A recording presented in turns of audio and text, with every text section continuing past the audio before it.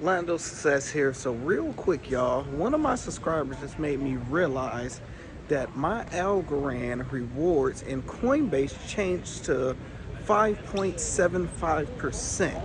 And I'm trying to figure out what's my reward rate in my Algo wallet, because I will buy them on Coinbase, I will send it to my Algo wallet, but it don't necessarily show me easy to find the reward rate.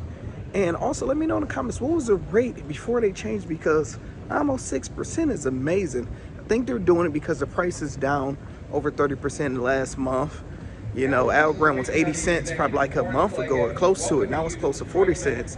So it's a great thing to switch up, but now I'm wondering, should I transfer my money back over to Coinbase?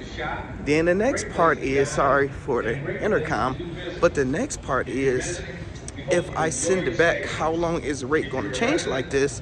Because we all seen that what was it, Cardano rate went from over like 3% down to like 2%. So they can actually change it a lot.